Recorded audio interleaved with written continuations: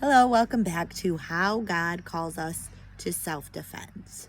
We're still looking today in the book of Exodus, and we're looking at a couple different verses here. The first verse we're looking at is the fifth commandment, which is Exodus 20:13, states, "You shall not murder."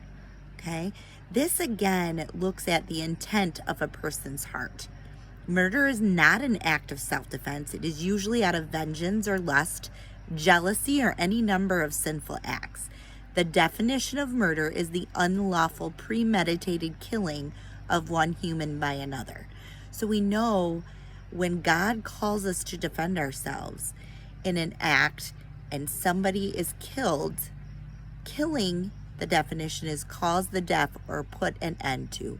That is a different situation. So those are two very different things. And that's what we want you to understand when we're saying God is calling us to self-defense. He wants to be with a pure intent of heart of defending against evil.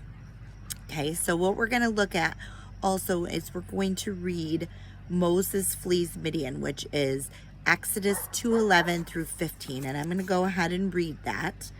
One day, after Moses had grown up, he went out to his people and saw their forced labor. He saw an Egyptian beating Hebrew, one of his kinsfolks. He looked this way and that, and seeing no one, he killed the Egyptian and hid him in the sand.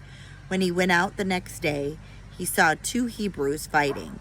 He said to the one who was in the wrong, "Why do you strike your fellow Hebrew?" He answered, "Who made you ruler and judge over us? Do you mean to kill me as you killed the Egyptian?" Then Moses was afraid and thought, "Surely the thing is known."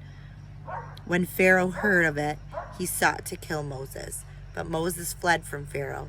He settled in the land of Midian and sat down by a well. Okay? And so Moses killed an Egyptian soldier who was beating a Hebrew slave. Back in this time, we knew that that was the law and that was the government, the Egyptians. So there was no one for Moses to call to help this gentleman. So he stood up in defense of the Egyptian slave. God knows the intent of Moses' heart. Did he intentionally kill the Egyptian soldier? I don't know. It doesn't tell us that. But God doesn't ever address this with Moses, that he knew it was intentional.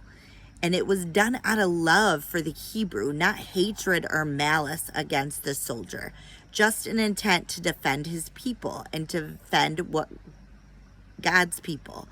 God calls us in many ways to defend ourselves and others, not usually to this detriment, but speaking up for people being bullied, someone being wrongly accused. If you see an assault or know of an abuse happening, call the proper authorities who are trained to help the person get away or out of the situation. There's so much you can do to help others by simply using your voice. We ask you never to be silent. That is the big thing with self-defense. Okay? We want you to understand also, if we know and obey what the Bible teaches on this subject of personal self-defense, our lives will be improved in a number of ways. First, as Christians, we will continue to practice self-defense, but with a clear conscience due to the biblical justification. Secondly, Christians will be even more eager to adopt an attitude and practice of self-restraint that is most likely to result in the prevention of violent conflicts. And that's really what we want.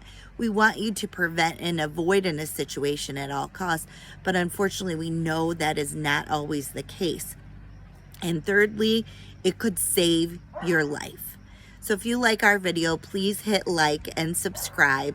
We are continuing on the biblical principles of self-defense and how God calls us to defend ourselves.